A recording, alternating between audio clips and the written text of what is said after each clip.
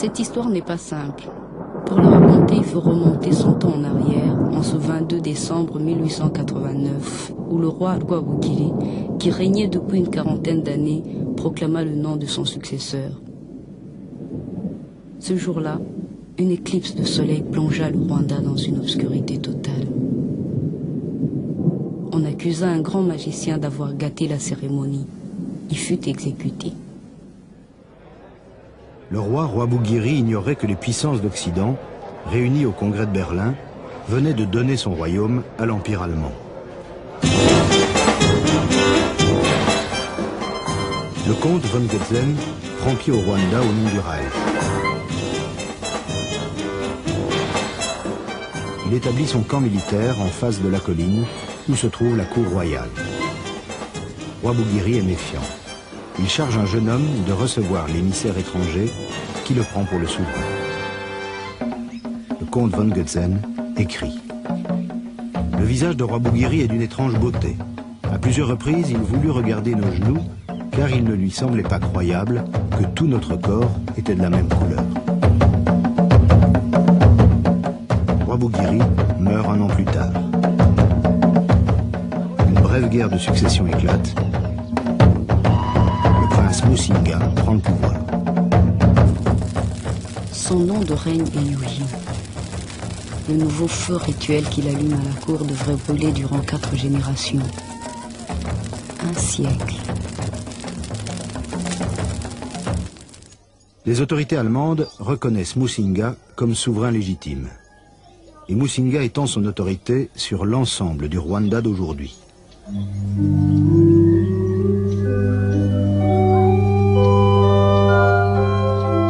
Les premières missions catholiques s'installent.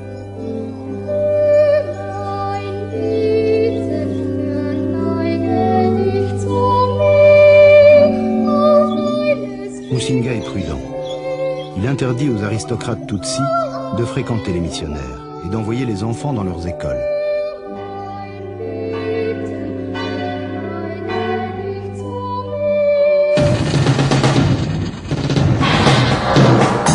La Première Guerre mondiale se joue aussi en Afrique. Les Belges, venus du Congo, chassent les Allemands du Rwanda en 1916. Le commissaire royal Malfait prend possession du pays au nom de la Belgique un an plus tard. Le nouveau pouvoir colonial reconnaît à son tour l'autorité de Musinga, qui se voit qualifié de sultan.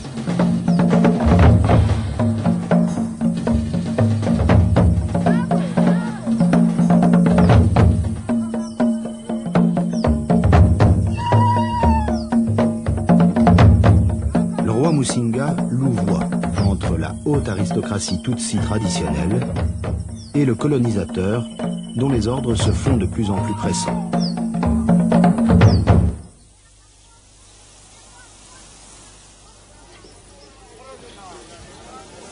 Le Rwanda est né de la rencontre des paysans Hutus et des pasteurs Tutsis il y a plusieurs centaines d'années.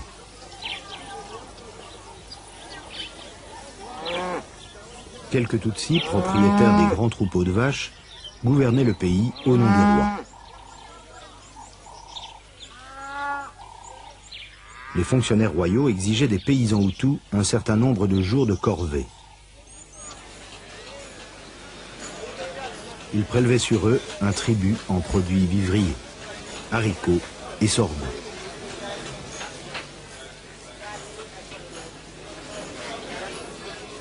Beaucoup de Hutus pauvres ou désireux d'améliorer leurs conditions sociales recherchaient la protection d'un riche Tutsi. Ils lui offraient leurs services et une part de leur maigre récolte dans l'espoir de recevoir un jour une vache. Ils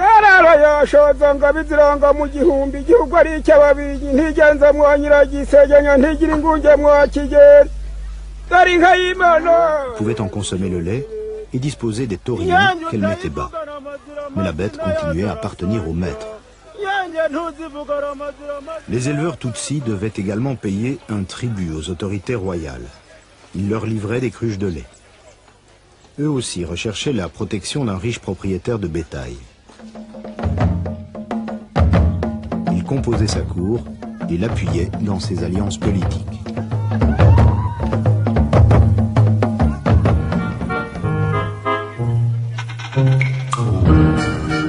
Pour mieux gouverner, le colonisateur belge décide de s'appuyer sur ces aristocrates.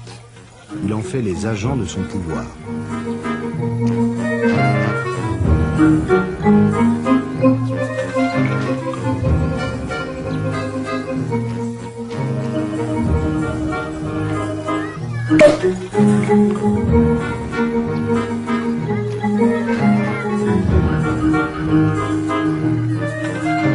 Encouragés par le gouvernement colonial, les Pères Blancs entreprennent l'évangélisation massive du pays.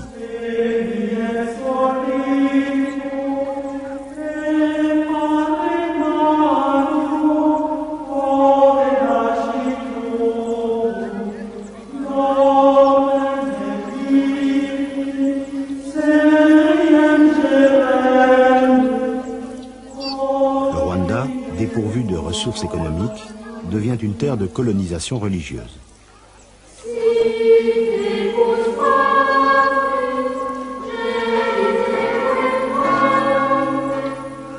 Mais le roi Musinga se méfie de plus en plus de l'influence grandissante des missionnaires. Ceux-ci jettent alors leur dévolu sur l'un de ses fils, le prince Rudahigwa. Ils obtiennent du pouvoir colonial la destitution de Musinga en 1931. Leur pupille sera intronisé sous le nom de Mutara III et soumis à une très longue instruction religieuse.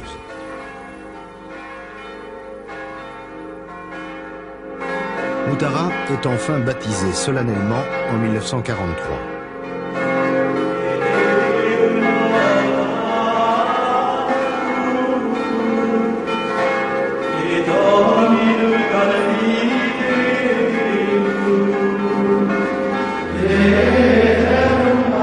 Peu après, à la suggestion de l'Église, il consacrera le Rwanda au Christ roi.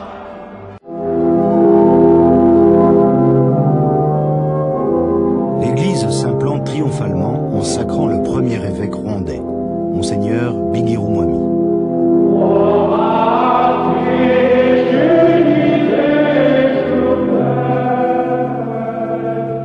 Quelques années plus tard, le rêve universaliste de l'Église semble sur le point de se réaliser. Monseigneur Bigirumwami, l'Africain, sacre à son tour un évêque européen, Monseigneur Peroda.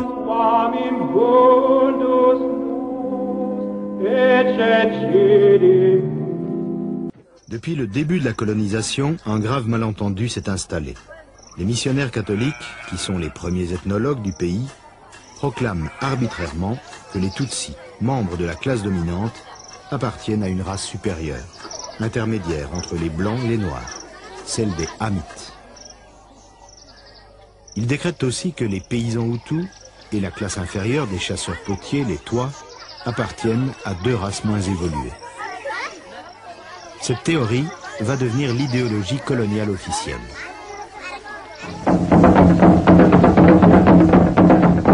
Au Rwanda comme en Burundi, on rencontre trois groupes ethniques nettement distincts.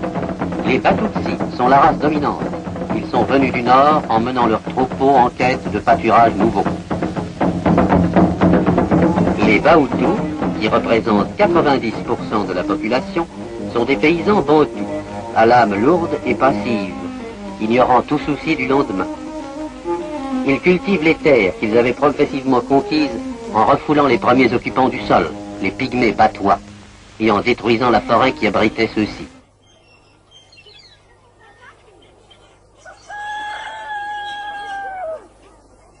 Mais il y avait aussi des Tutsis pauvres qui travaillaient la terre et quelques Hutus, riches propriétaires de bétail, qui devenaient Tutsis.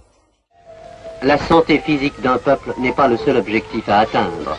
Il faut aussi se préoccuper d'élever son niveau moral et intellectuel en multipliant les écoles. Les frères de la Charité ouvrent à Astrida, aujourd'hui Butare, une école secondaire où quelques Rwandais sont appelés à devenir les auxiliaires de la colonisation.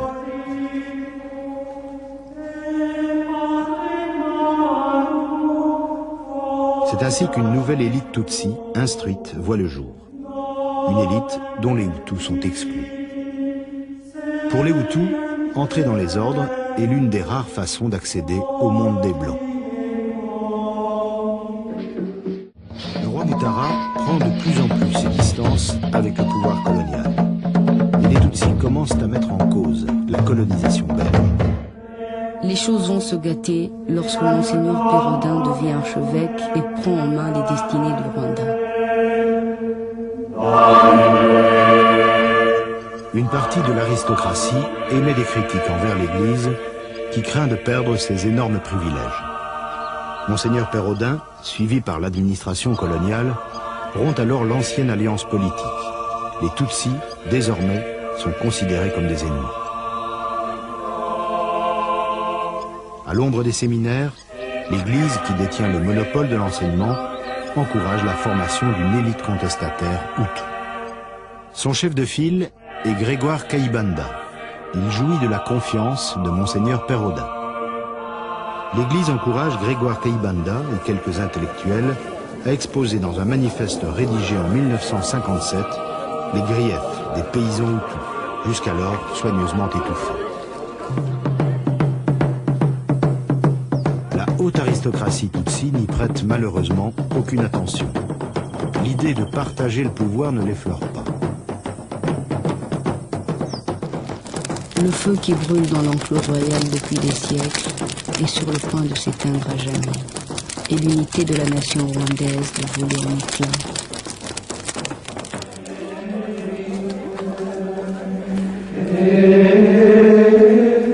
Le roi Mutara meurt brusquement le 25 juillet 1959. Au moment des funérailles, le chef des dignitaires responsables des grands rituels royaux proclame à la sauvette le nom du successeur de Mutara sans avoir consulté le gouverneur Arwa, qui est obligé d'entériner ce qu'il considère comme un coup de force des Tutsis. Kigeri V parcourt son royaume.